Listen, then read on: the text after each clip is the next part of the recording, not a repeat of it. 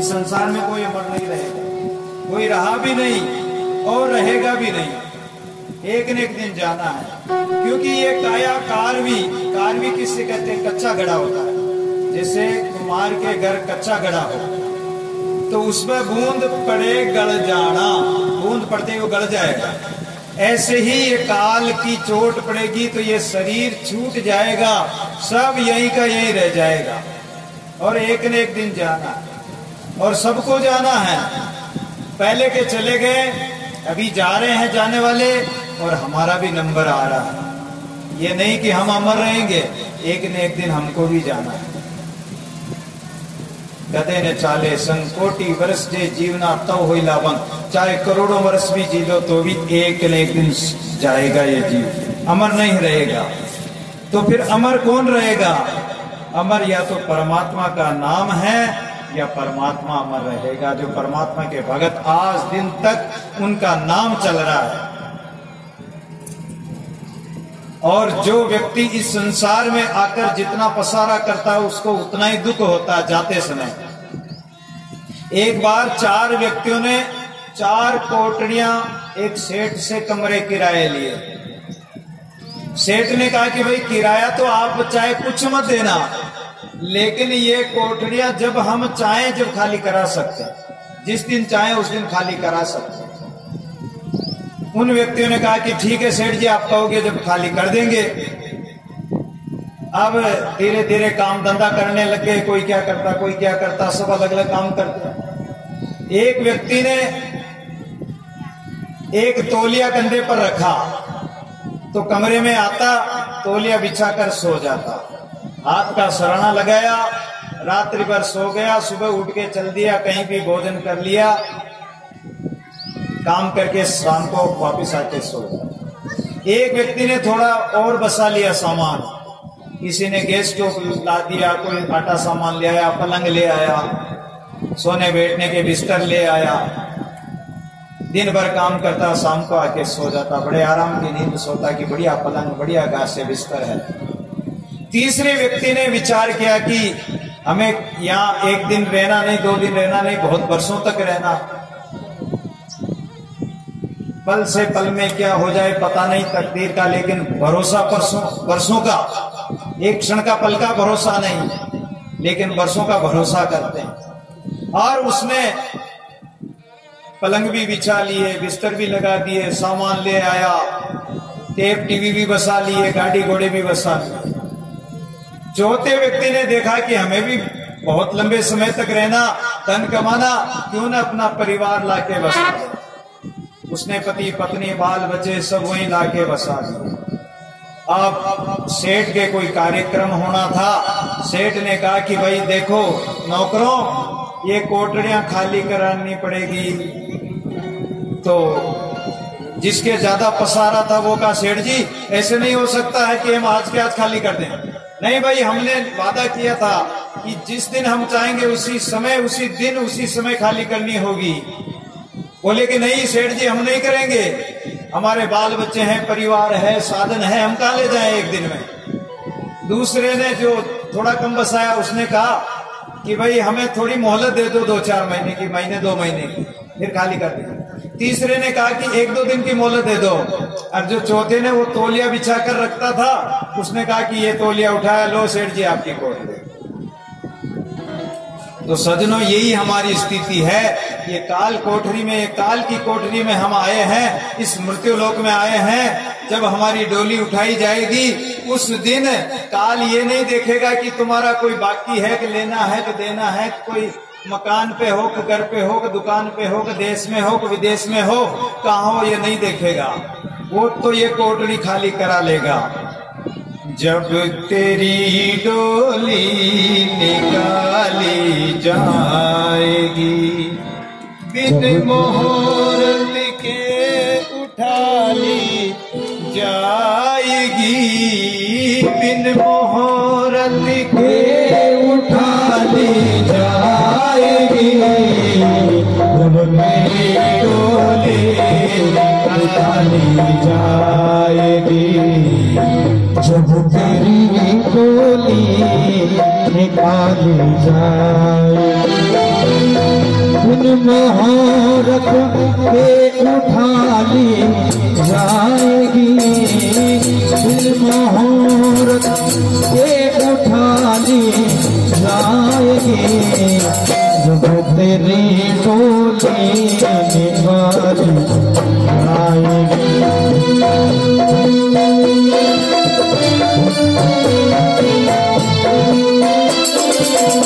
इन हकीमों से कहो यूं बोल कर, यहाँ करते थे दावा किताबें खोल कर, यहाँ करते थे दावा किताबें खोल कर, यह दावा हरगिज़ न खाली जाएगी, ये दावा हरगिज़ न खाली जाएगा, मोहरत के उठाले आएंगे, मोहरत के उठाले जाएगी।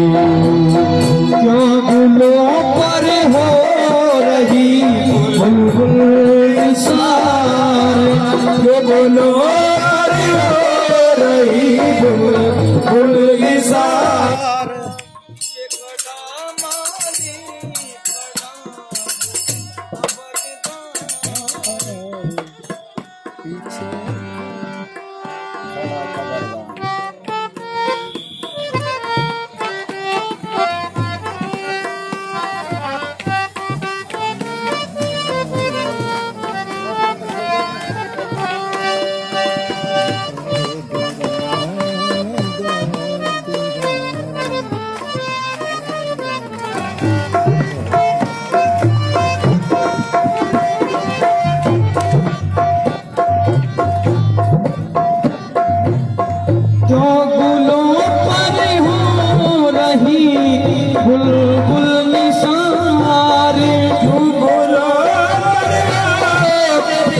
बुलबुल निसार, और मारी कर गोली गिरा दी जाएगी, मार कर गोली गिरा दी जाएगी, फिर मोहब्बत के उठा ली जाएंगे, बिन मोहब्बत के उठा ले जाएंगे, जब सिकंदर का यहाँ सब रह गया, जब सिकंदर का यहाँ सब रह गया, मरते दम लुकमान भी यूं कह गया, मरते दम लुकमान भी यूं कह गया, यह घड़ी हरगिज़ न टाली जाएगी, ये घड़ी हरगिज़ न टाली जाएगी, मोहब्बत के उठाली जाएगी, बिन मोहब्बत के उठाली जाएगी, जब तेरी डोली काली जाएगी, जब तेरी डोली निकाली जाएगी, होएगा बदलोक में तेरा हिसाब, होएगा बदलोक में तेरा हिसाब, ये मुकरेगे वहाँ पर तुम जना, जब वही तेरी निकाली जाएगी, जब तेरी निकाली जाएगी, मोहरत के उठा ली जाएगी, मोहरत के उठा ली जाएगी, जब तेरी निकाली जाएगी, जब तेरी डोली निकाली। बोल दादू दयाल महाराज की। जब तेरी डोली निकाली जाएगी तो बिन मुहूर्त के उठा ली जाएगी, कोई मुहूर्त नहीं देखा जाएगा। काल जब आएगा तो वो देश विदेश नहीं देखेगा, वो मुहूर्त नहीं देखेगा। काल तो अचानक झपट्टा मारेगा। ते दिन चार विश्राम लियो, सट तेरे कहे कछु वे गई तेरी। जैसे ही बाप दादा छोड़ गए तू तज पल में हेरी। मार की काल चपेट अचानक होई, गड़िक में राख की ढेरी। घड़ी दो घड़ी में तो राख की ढेरी हो जाएगा। कोई ज्यादा मोटा शरीर का होगा तो एक दो मुट्ठी ज्यादा राख हो जाएगी, और कोई पतला होगा तो एक दो मुट्ठी कम हो जाएगी। इससे ज्यादा और कुछ नहीं होना। एक वाजिंद जी नाम के पठान थे। वाजिंदा पुत पठान का किस सो करे सने। वाजिंद जी एक पठान किसी सूबा के, वो कोई सूबेदार थे। एक दिन उनकी सवारी निकल रही थी, रास्ते में एक ऊंट पड़ा हुआ था। अरे बोले कि इस ऊंट को क्यों पटक रखा है, ये क्यों पड़ा, इसको उठाओ। बोले महाराज ये नहीं उठेगा। क्यों क्यों नहीं उठेगा? बोले कि इसमें चलने फिरने वाला चला गया। अरे इसका क्या गया? इसके हाथ पैर ज्यों के त्यों, मुख नाक आंखें सब ज्यों के त्यों, फिर क्यों नहीं उठता है? कि महाराज इसमें चलने फिरने वाली शक्ति खत्म हो गई। तो इसको क्या करेंगे? महाराज इसको या तो जमीन में गाड़ देंगे। बोले क्या हम भी मरेंगे इससे? कि हाँ मरेंगे। यहाँ इस दुनिया में आया है सो जाएगा राजा रंग फकीर।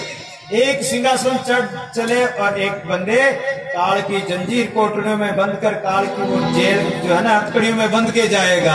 और एक भगवान उसके लिए विमान भेज देगा, विमान में जाएगा। तो आया है सो जाएगा, चाहे राजा हो चाहे रंग हो, सबको जाना है।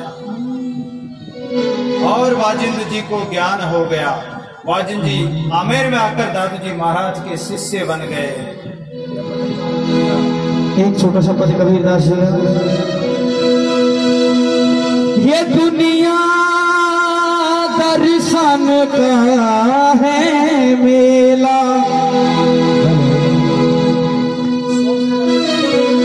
ये दुनिया दर्शन का है मेला, ये दुनिया दर्शन का है मेला, ये दुनिया दर्शन का है मेला, ये दुनिया दर्शन का है मेला, ये दुनिया दर्शन का है मेला। अपनी करनी पार उतर गए, अपने करने पार उतर गए।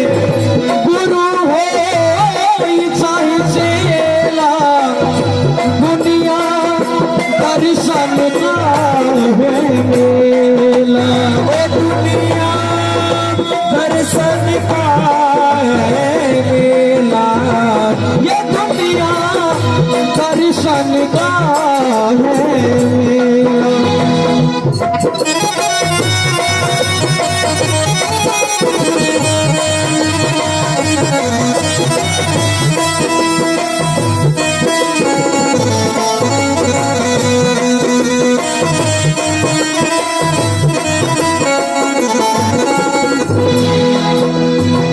चुन चुन कर महल बनाया, चुन चुन कर महल बनाया।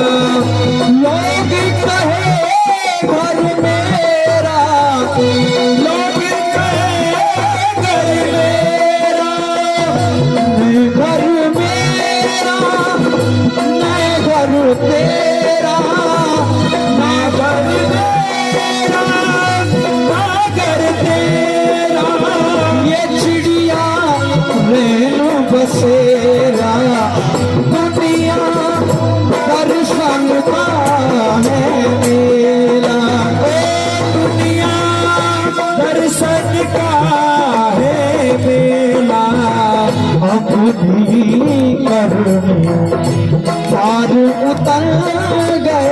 अपनी करनी पार उतर गए।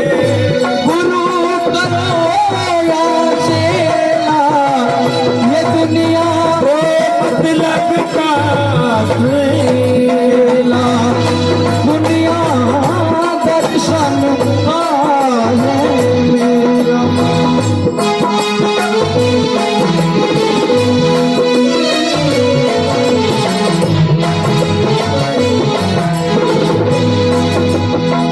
महलू बनाया किला चुनाया, महलू बनाया वो किला चुनाया।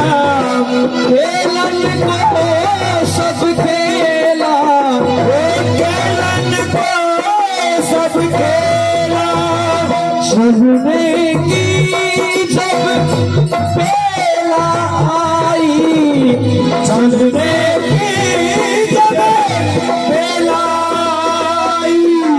सब तज चला अकेला। दुनिया दर्शन का है मेरा, ओ दुनिया दर्शन का है मेरा। ना कुछ लेकर आया बंदे, ना कुछ है यहाँ तेरा। ये दुनिया कहती कबीर सुनो भाग्य साधो, कहती कबीर सुनो भाई साधो। संग न जाए भेला, ये दुनिया दर्शन का है मेला। ये दुनिया दर्शन का है मेला। दर्शन का है, दर्शन का है, दर्शन का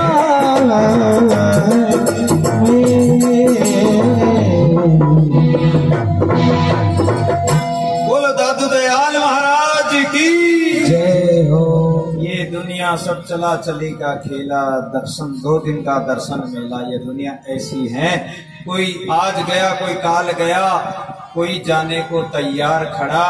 इस दुनिया में कोई रहा नहीं, रहेगा नहीं, सब जाने वाले हैं। और जो हैं उनका भी कोई भरोसा नहीं, क्योंकि हमने काम ही ऐसे किए, कर्म ही ऐसे किए, तो इसलिए काल हमें छोड़ेगा नहीं। ये सज्जन दुर्जन भय अंतकाल की बार, दादू इनमें को नहीं विपद बटावन हार। जब अंतिम घड़ी आएगी, काल की घड़ी आएगी, उस समय विपत्ति में कोई भी साथ देने वाला नहीं मिलेगा, कोई साथी नहीं बनेगा। आराम के साथी क्या क्या थे, और जब दुख पड़ा तो कोई नहीं था, कोई नहीं आया साथ में। एक बार एक बुढ़िया माई थी, सासू जी। अब उसके जवानी थी जब खूब आभूषण पहने, खूब अच्छे अच्छे वस्त्र पहने, लेकिन अब बुढ़ापा आ गया धीरे धीरे। जीवन तो सबका डरता है, बुढ़ापा सबका आता है। गोरे गोरे तन का कहाँ गुमान बावरे, गोरा रंग तो काल पतंग उड़ जाएगा। धुआं किसी धोरी धार, जात होने लागे बार, नदी के किनारे कहाँ वृक्ष लग ठहराएगो। अरे चोटे को माल कहाँ, चोरी का माल कहाँ चोटे बिकाएगो। घड़ी पुसन की आग, घड़ी दोई का सुहाग जान, और कहते हैं कि हाड़ चाम कुकरो, कुकरो न खावेगो। इस प्रकार ये काल का कोई भरोसा नहीं। उस बुढ़िया वो धीरे धीरे शरीर ढला, उम्र ढली, बुढ़ापा आ गया।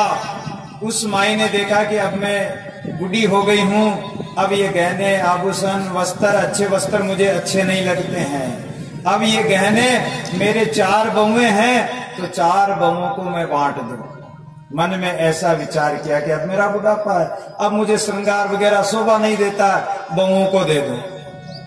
तो बहुओं को बुलाया और कहा कि देख बेटा, ये सारे गहने मेरे हैं, और मैंने खूब पहने, खूब आनंद लिया, खूब मौज मस्ती की। अब मैं तुम्हें देना चाहती हूँ, लेकिन मैं जब चाहूं जब मुझे दे देना। अब लेने के समय तो कौन मना करे, सासू दे बहू नहीं ले, ऐसा तो हो ही नहीं सकता। आपको भी कभी देती है नहीं देती सासू? गहने वगैरह ले बेटा, ये कोठरी की चाबी ले ले, तिजोरी की, देती है। तो वो आभूषण 4 बमों को बांट दिए कि लो बेटा, एक को अपने सिर के गहने दे दिए, एक को गले के दे दिए, एक को कमर के दे दिए, एक को पैरों के, हाथों के पैरों के गहने दे दिए। चारों ने हाँ कर ली, वादा कर लिया कि सासू जी हम आपके, आप हमारे, जब आप कहोगे जब दे देंगे, चिंता ही मत करो सासू। देवो तो सही, एक बार देवो तो सही, पीछे देखी जाएगी। मीठे बोलकर सब गहने ले लिए। अब जीते जी उस माई ने, उस बुढ़िया माई ने कभी कोई परोपकार नहीं किया, धर्म नहीं किया, कोई कर्म नहीं किया, सत्संग भजन, कोई पुण्य दान पुण्य नहीं किया। जीवन ऐसे ही परिवार के खाने कमाने में और बाल बच्चे पालने में पूरा हो गया। जिंदगी यूं ही बीत गई, मौका चला गया, अवसर चला गया, बुढ़ापा आ गया, अंतिम श्वास आ गए। धीरे धीरे हाथ की नस नाड़ियां ठंडी पड़ने लगी। लोग कहते हैं कि हम मरते समय भजन कर लेंगे, बुढ़ापे में भजन कर लेंगे। क्या कर लोगे, खा कर लोगे क्या बुढ़ापे में? अरे जीते जी शरीर, जब तक जवानी है, ताकत है, इस शरीर से भजन भी कमा सकते हो, भजन भी कर सकते हो और विषय भी कमा सकते हो। भावे हरि की भक्ति कर, भावे विषय कमाए, ये अवसर है। जवानी में धन भी कमा सकते हो, बाल बच्चे भी पैदा कर सकते हो और भजन भी कर सकते हो। बुढ़ापे में ये सब काम नहीं होंगे आपसे, भजन भी नहीं होगा। यौवन का गया राज और सब बया साज, आपने दुहाई फेर दमामा बजाया है। लकुटी हथियार लिए, लकड़ी हाथ में लेनी पड़ जाएगी। नैनन को ढाल दिए, आंखों से दिखाई नहीं देगा, कानों से सुनाई नहीं देगा। नैनन ढाल दिए, श्वेत बाल भयता का तंबू सा तनाया है। सिर पर जैसे कोई तंबू तान रखा हो, सफेद तंबू, ऐसे बाल सफेद हो जाएंगे। होंगे कि नहीं होंगे? आप लोगों के होंगे कि नहीं होंगे? ये बाल बच्चों से भी पूछता हूं, सबके होंगे। भूल मत जाना, ये काले काले कग्गा उड़ गए और धोले बग बैठे आए। एक दिन ये काले कौवा तो उड़ जाएंगे और तो सफेद बगुले आके बैठ जाएंगे। तंबू जैसे तंबू तान रखा हो, श्वेत बाल भय ताका तंबू सा तनाया है। लेकिन आजकल लोग तो काला कर लेते हैं, डाई करवा लेते हैं या मेहंदी लगा लेते हैं। माताएं मेहंदी वगैरह पता नहीं क्या क्या चीजें लगा लेती, भाई लोग डाई करवा लेते हैं। भाई जवान दिखे, अभी तो जवान है हम, बुढ़ापा नहीं आया अभी तो हमारा। भजन नहीं कर, आंखों से नहीं दिखेगा तो चश्मा लगा लेंगे, और कानों से नहीं सुनाई देगा तो आजकल एक मशीन आती है, वो मशीन लगा लेंगे, लेकिन भजन नहीं करेंगे। दसन गए मानो दरवान दूर की, जोगरी पड़ी सो और बिछोना बिछाया है। मुंह के दांत टूट जाएंगे तो जैसे मकान का दरवाजा खुल जाता, किवाड़ खुल जाते, ऐसे वो दरवाजा खुल जाता। नई बत्ती सी लगा लेते हैं आजकल, भाई पकौड़ी खानी, कचौरी खानी, कड़क चीजें खानी तो नई बत्ती सी लगा लेंगे, लेकिन भजन नहीं करेंगे। तो दसन गए मानो दरवान दूर की, जोगरी पड़ी सो और बिछोना बिछाया है। और बुढ़ापे में चमड़ी में सड़ पड़ जाएंगे, जैसे बिस्तर में सड़ पड़ते हैं ना, रात को बिस्तर बिछाते हैं जब तो सड़ नहीं होते हैं, लेकिन उसमें बाद में सड़ पड़ जाते हैं, सोते हैं। ऐसे शरीर में झुर्रियां पड़ जाएगी, चमड़ी सूख जाएगी, हड्डियां हड्डियां और पसलियां गिन लो एक एक को, शरीर सूख कर कांटा हो जाए। शीश कर कंपत सुंदर निकारा रिपु, देखते ही देखते बुढ़ापा दौड़ आया। बुढ़ापा आ गया उस बुढ़िया माई का। बुढ़िया माई ने सब गहने दे दिए और अंतिम श्वास घड़ी चल रही थी। बुढ़िया माई ने विचार किया कि अब मेरे हाथ पैर ठंडे पड़ते जा रहे हैं। अरे घर की नारी को कहे कि तू मुझे पानी पिला, तन की नाड़ी जाई। घर की नारी तक तो आवाज नहीं निकलेगी, तुम्हारे कंठ ही रुंध हो जाएंगे, कंठ बंद हो जाएंगे, बोली बंद हो जाएगी। मुक्ते शब्द विकल भई वाणी, शब्द गया सब रेन बिहानी। जाग रे सब रेन बिहानी, जाई जन्म अंजलि को पानी। देखत ही दिन आई गए, पलट के सब श्वेत भय। आई जरा मीच अरु मरना, आया काल अबे क्या करना। शरणों सुरती गई नैनन सूझे, नेत्रों से दिखेगा नहीं, कानों से सुनेगा नहीं, हाथ पैर जवाब दे जाएंगे। घर की नारी को आवाज कहेगा तो कंठ रुंध हो जाएगा, तो आवाज बाहर निकलेगी नहीं। तन की नाड़ी टटोलो तो वो भी ठंडी पड़ जाएगी। घर की नारी तो कहां से आएगी? शरीर की जो नारी है, ये भी साथ छोड़ जाएगी। संगी थाके संग के मेरा कछुन वसाई, भाव भक्ति धन लूटिए दादू दुखी खुदाए। दादू जी महाराज कहते हैं कि शरीर के अंग प्रत्यंग सब साथ छोड़ जाएंगे, सब संगी साथ छोड़ जाएंगे। साथी तो दूर है, तुम्हारे शरीर भी तुम्हारा साथ छोड़ने को तैयार हो जाएगा। उस बुढ़िया माई ने विचार किया कि अब तो मेरे गहने लेकर मैं दान पुण्य कर दूं, लेकिन अब हाथ पैर काम नहीं करते हैं, हाथ पैर लथड़ गए, ठंडे पड़ने लगे। 4 बहुओं को इशारा किया, आंख से इशारा किया, 4 बहुएं आ गई, बेटे भी आ गए। बोले, इशारा किया कि मेरे सिर के गहने तो दे दे। बड़ी बहू को कहा, बड़ी बहू ने देखा कि अब तो मर रही सासू, और अब गहने देऊंगी तो ये पता नहीं किसको दे दे। तो इसलिए उसने कहा कि देखो सासू जी, आपका माथा बहुत कंपायमान हो रहा है, कांप रहा है दर्द के मारे, अब हम कुछ नहीं कर सकते, वजन हो तो उठा ले, इस दर्द को कौन पाती बैठाए। दूसरी को कहा कि मेरे गले के गहने तो दे दे।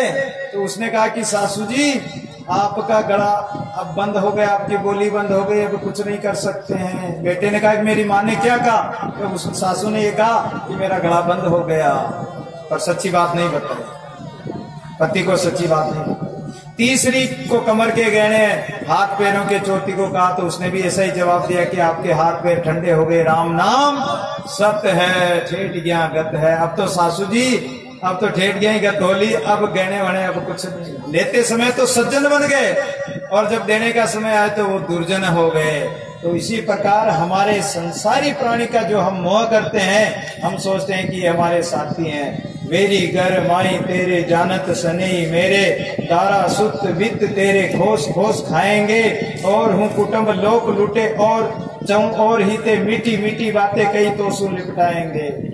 काल छोड़ेगा नहीं। काल को बचाने के लिए एक राजा ने अपने बेटे के ब्याह के समय में, ज्योतिषी ने बताया कि ब्याह के समय में एक शेर मार देगा इसको।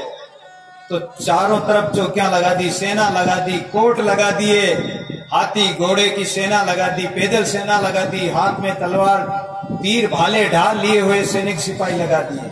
शेर कहां से आएगा? लेकिन ढाल में एक शेर का चित्र बना हुआ था। उस लड़के ने उस ढाल के शेर के चित्र को देखा, बोले पिताजी पिताजी, वो देखो वो शेर दिख रहा मुझे। और उस ढाल में से शेर निकल आया। कहां बचो? एक बार यमराज के पास गरुड़ भगवान गए, बोले महाराज ये सर्प है ना, इस मेंढक को खाने वाला था, तो मैंने इस मेंढक को 1000 कोस दूर रखाया। यमराज हंसने लगे कि अरे गरुड़ जी, जिस जगह उसका काल बैठा हुआ था सांप, उसी जगह मेंढक को तुम वहीं रखाए। उस मेंढक सांप को कहीं जाना ही नहीं पड़ा, वहीं उसको वो मेंढक खा गया, काल खा गया, सांप खा गया। तो इसलिए काल का कोई भरोसा नहीं, इसलिए भगवान का भजन ही सबसे बड़ी बात है। ईश्वर की सत्ता को समझो, ईश्वर का भरोसा रखो, और संसार में सत्य क्या है? एक परमात्मा है। और हर चीज की परीक्षा करो कि झूठी चीज क्या है, मिथ्या क्या है। मिथ्या ये संसार और सत्य परमात्मा है। तो परमात्मा को अपना कर, अपने अंदर भक्ति भाव अपना कर, और प्रत्येक जीव के प्रति दया का भाव रखते हुए किसी जीव को न सताए, न संत को सताए, न साधु को सताए। कहते हैं कि संत महात्माओं को भी अगर आप सताते हो, दुख देते हो, और संत महात्माओं की सेवा न करो तो मत करो, लेकिन दुखी मत करो, दुख मत दो। अगर संत को सताते हैं तो साधु सताया जात है, गांव नाम और वंश। टीला प्रत्यक्ष देख ले रावण कौरव कंस। रावण कौरव कंस की स्थिति देख लो, उन्होंने संत महात्माओं को सताया तो उनकी क्या हालत हुई। एक धुंधली नाथ जी थे, 24 साल तक तपस्या करी, गांव वालों ने भिक्षा नहीं दी, चेला भिक्षा लेने जाता था। जब एक दिन गुरुजी की समाधि खुली, बोले चेला आज तो मैं जाऊंगा। जब उनको भिक्षा नहीं दी तो उन्होंने कहा कि ऐसी नगरी पर तो वज्र गिर जाना चाहिए या उलट पुलट हो जाना चाहिए। हाथ में जल लिया और संकल्प किया कि पट्टन पट्टन सब डट्टन, पूरी नगरी उलट पलट हो गई। पट्टन गांव साधु सताने का ऐसा फल मिलता है। साधु सताओगे तो नरक में जाओगे। किसी भी भक्त जन, किसी भी हरि यानी परमात्मा के भक्तों को, भजन करने वाले को, ईमानदार सच्चे व्यक्ति को दुख दोगे तो उसका प्रतिफल तुम्हें भोगना पड़ेगा। एक बार जयदेव जी महाराज थे। जयदेव जी की कथा बहुत बड़ी सुंदर कथा है। जयदेव जी महाराज भगवान के भगत थे, जगन्नाथ भगवान के। जंगल में भजन करते थे।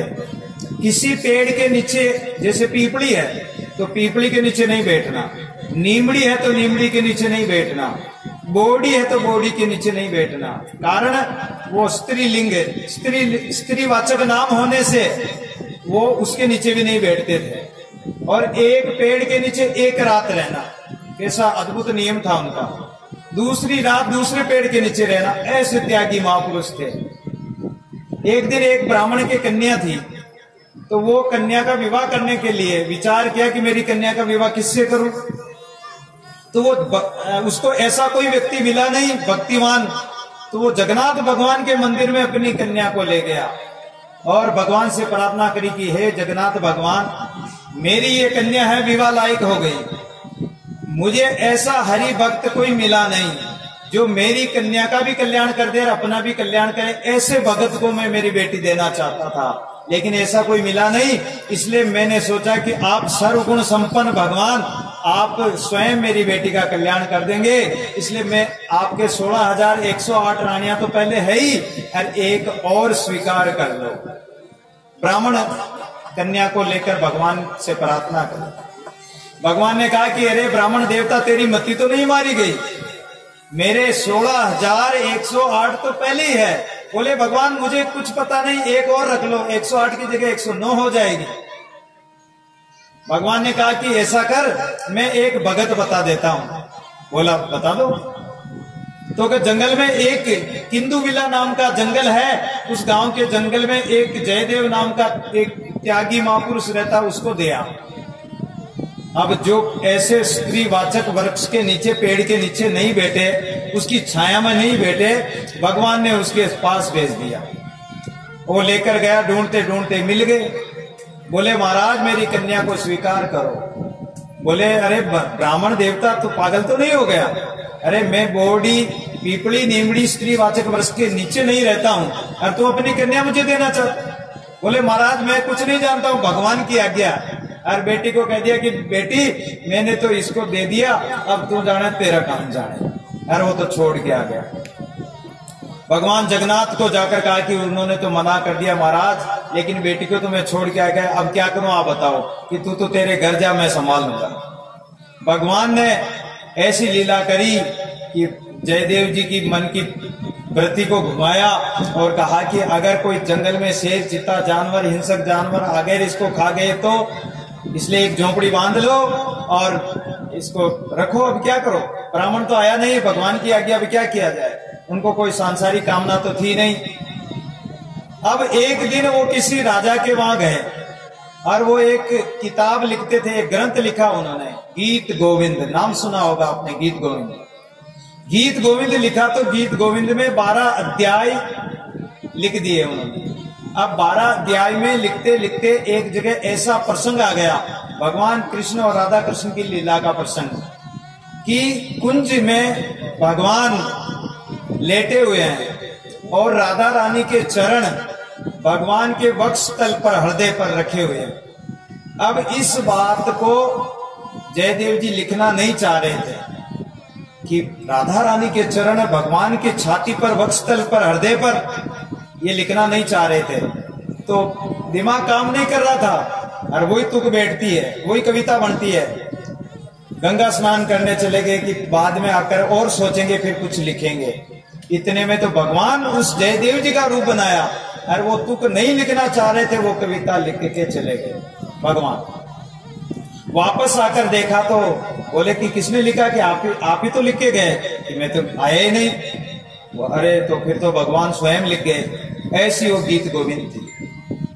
उस गीत गोविंद के रचयिता जयदेव जी महाराज, उस गीत गोविंद की ऐसी महिमा थी कि उस गीत गोविंद को एक जगन्नाथपुरी का राजा, उसने भी एक गीत गोविंद लिखी।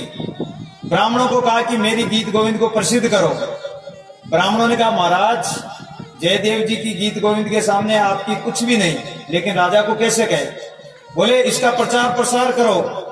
बोले कि इसकी महिमा नहीं हो सकती महाराज, गोविंद गीत गोविंद जयदेव जी की बहुत अच्छी है, जनता कोई मानेगी नहीं, संसार मानेगा ही नहीं। बोले परीक्षा कर लो, इसकी श्रेष्ठ है। तो भगवान के मंदिर में रखा दोनों पुस्तकों को। तो राजा बड़ा चतुर था, राजा ने अपनी पुस्तक भगवान के सामने ऊपर रखी और पट बंद कर दी और जयदेव जी की नीचे रखी।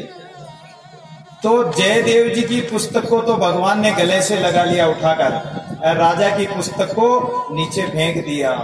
और राजा ने जब पट खोले प्रातःकाल तो बोला कि भगवान ने तो मेरा अपमान कर दिया, अब तो संसार में जीकर क्या करना, अब तो मैं पानी में डूब कर मरूंगा। और वो डूब कर मरने के लिए नदी में नाव में पत्थर रख लिए, नाव में बैठकर डूबने लगा और पत्थर बांध लिए। जो ही कूदने को तैयार हुआ तो भगवान ने हाथ पकड़ लिया कि अरे ये क्या करता, मरता क्यों? महाराज आपने अपमान कर दिया मेरा, अगर कोई व्यक्ति होता तो मैं उसको देख लेता, लेकिन भगवान का तो मैं क्या बिगाड़ सकूं, तो मरूं नहीं तो क्या करूं? अरे बोले कि हर एक अध्याय में तेरा एक एक श्लोक जोड़ दे। तो एक एक श्लोक उस राजा का भी जोड़ दिया और वो गीत गोविंद प्रसिद्ध हो गई।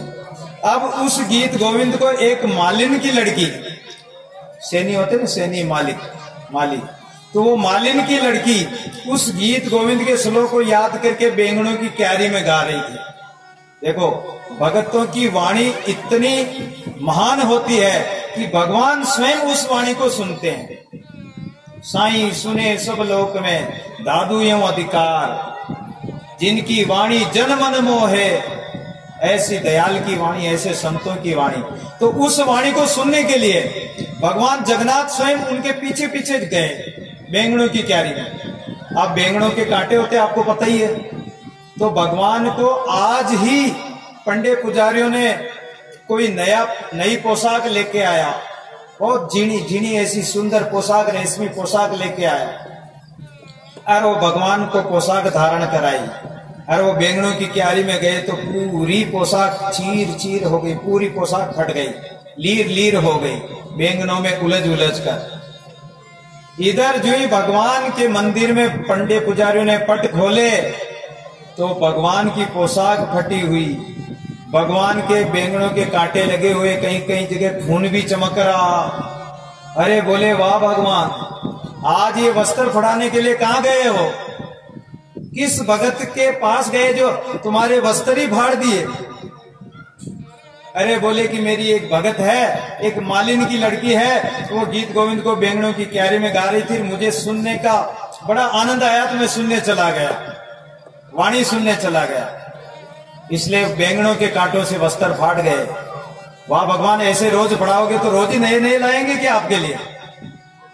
अब राजा ने ढूंढेरा पिटवा दिया कि इस गीत गोविंद को पवित्र जगह में पढ़ा जाए, आसन लगाकर बढ़िया पवित्र जगह में पढ़े। क्या हो गया? तो एक कोई मुसलमान था, उसने सोचा कि गीत गोविंद के पीछे पीछे भगवान ऐसे आते हैं क्या? तो झूठी बात है। तो वो घोड़े पे लेकर गीत गोविंद को चल दिया, घोड़े को तेज दुड़ाया। जब तेज दुड़ाया तो उसके हाथ से हवा के झोंके से गीत गोविंद की पुस्तक गिर गई।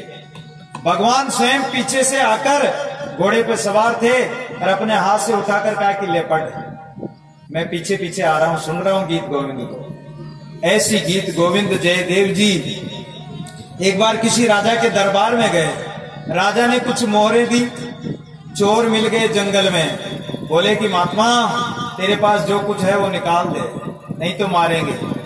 एक बोला कि अरे महात्मा को मारते थोड़ी हैं, ऐसे ही दे देगा। तीसरा बोला कि नहीं ऐसे कैसे दे देगा, क्या पता ये गांव में जाकर कह दे राजा से पकड़ा दे तो। चौथा बोला कि नहीं ऐसा करो, इसके इतने इतने हाथ और इतने इतने पैर काट के इसको यहीं खड्डे में पटक दो और धन है जो लूट के ले चलो।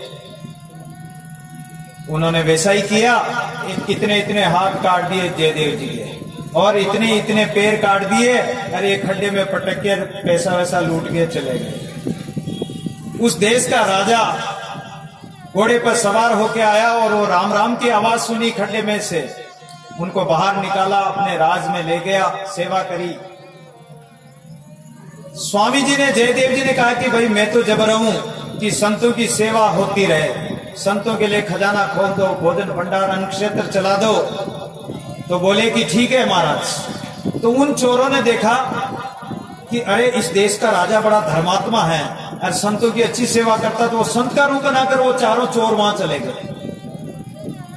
जब वहां चले गए तो महाराज पहचान गए कि यही चोर थे जो मेरे हाथ काटने वाले, लेकिन महाराज ने बताया नहीं, और चोर भी जान गए कि यही महाराज है जिसके अपन ने हाथ काटे थे, पैर काटे थे। अरे बोले कि हम तो शेर के पिंजरे में फंस गए, अब हम जा भी नहीं सकते। अगर महाराज ने राजा को बता दिया तो हमें तो गाड़ी में पिलवा देगा या सूली पर चढ़ा देगा, अब क्या करेंगे। अब जयदेव जी बड़े सहन शक्ति वाले संत थे, उन्होंने राजा को कहा कि राजन, ऐसे संत तो पहली बार आए हैं, इन संतों की खूब सेवा करो। उनका क्या मतलब था कि इन मेरे हाथ क्यों काटे थे इन्होंने, कि बेचारे गरीब हैं, इनके धन नहीं होगा इसलिए धन के लोभ में काटे थे, इनको खूब धन दिलाऊं। तो राजा से उनको खूब धन दिलाया, खूब खिलाया पिलाया, लेकिन जैसे बकरी को खूब खिलाओ पिलाओ और एक बार भेड़िया का दर्शन करा दो तो सब खाया पिया खत्म, हजम हो जाए। इस प्रकार वो तो खूब खिलाए पिलाए फिर भी सूखते जाते चोर जो साधु बने हुए, कि न जाने ये खिला पिलाकर फिर सूली पे चढ़ाएगा, जब भी सूली दापेगी, और खिला पिलाकर चढ़ाएगा सूली पे तो हम तो मारे गए, अब क्या करें, कैसे निकले। तो उन्होंने कहा कि नहीं महाराज, हम तो जाएंगे, हम तो राजा जाएंगे। तो बोले कि महाराज ये जाना चाहते हैं कि इनको खूब धन दो। तो चोरी तो ठहरे, खजाने खोल दिए, तो इतनी इतनी पोटे मांग ली, उनसे चला नहीं गया। तो सैनिकों को भेजा कि जाओ इनके घर तक पहुंचा के आओ, कोई चोर न लूट ले इनको रास्ते में। फिर भी महाराज ने उनको घर तक पहुंचाने के लिए भेजा। धरती कहती है कि मेरे पर बड़े बड़े वृक्ष हैं, बड़े बड़े पहाड़ है, नदी नाले समुद्र है, इनका मुझे कोई बोझ नहीं लगता है, ये मेरे पर कोई भार नहीं है, लेकिन झूठ बोलने वाला मेरे पर भार है। तो रास्ते में जा रहे थे, उन सिपाहियों ने उन साधुओं को, जो चोर बनकर आए थे, साधु बनकर आए थे, चोर थे, उनको पूछा कि स्वामी जी ने तुम्हारी इतनी सेवा क्यों करवाई। तो कहने लगे कि तुम्हारे स्वामी जी, हम एक साथ नौकर थे किसी राजा के, तो तुम्हारे स्वामी जी से अपराध हो गया और राजा ने इनको मारने के लिए हमें भेजा, तो हमने इनको मारा नहीं, और हमने थोड़ी सी एक अंगुली काट कर राजा को दिखा दिया कि हमने मार दिया, इसलिए इनके हाथ पैर काट के हमने छोड़ दिया। उस उपकार के बदले इन महाराज ने हमारी सेवा करवाई। कितना झूठ बोले, झूठ बोलते ही वो पृथ्वी फटी और वो चारों साधु बने हुए जो चोर थे उसमें समा गए और धरती वापस मिल गए। अब सिपाही बोले, हे भगवान ये क्या होगा। राजा के पास दौड़कर आए, सारी घटना सुनाई। राजा दौड़कर महाराज के पास गया, महाराज महाराज ये क्या अद्भुत लीला हो गई, उन संतों को तो पृथ्वी निगल गई। तो महाराज ने अपने पैर, टूटे पैर पृथ्वी पर पटके की, हे धरती माता तो उन संतों को कैसे निगल गई। तो पैर वापिस आ गए। उन हाथों को ऐसे भगवान के हाथ जोड़े कि हे भगवान उन चोरों को क्यों मार दिया, बेचारे वो तो गरीब थे। तो हाथ भी वापिस आ गए। राजा बोला महाराज ये क्या लीला हो रही, पैर वापिस आ गए, हाथ आ गए, तो उन साधुओं को पृथ्वी निकले, ये क्या लीला है। जब उन्होंने सारी बात बताई, अब तो जयदेव जी को जब बात बताई तो उन्होंने कहा कि मेरी एक पत्नी भी है, उस पत्नी को भी ले आए। जब पत्नी को ले आए तो पत्नी राज रानी को, दास दासियों को कहानियां सुनाती, सती, उत्तम सती का उपदेश देने लगी कि पतिव्रता नारी का क्या धर्म होता है। तो रानियों ने परीक्षा लेने के लिए उनको जहर दे दिया और रानी मर गई। रानी के वो जो पद्मावती थी जयदेव जी की पत्नी, वो मर गई। मरते ही सारी रानियां रोने लगी। वो तो मजाक कर रही थी कि देखें उत्तम सती अपने पति का मरण सुनकर ही प्राण त्याग देती है, तो देखिए ये प्राण त्यागती या नहीं त्यागती है, परीक्षा करने के लिए जहर दे दिया और वो मर गई। तो जयदेव जी आए और जयदेव जी का ऐसी घटना घटाई कि एक खून में रंगा हुआ कपड़ा उनके पास पहुंचाया कि ये उत्तम सती तो नाम सुनते ही मर जाएगी। तो उन्होंने जहर नहीं दिया, सॉरी, वो एक कपड़ा खून में रंगा हुआ स्वामी जी का भेज दिया कि जाओ उनको बता दो। तो बताया कि तुम्हारे पतिदेव को तो शेर ने मार दिया और ये देखो खून में रंगा हुआ उनका वस्त्र। उसी समय उन्होंने प्राण त्याग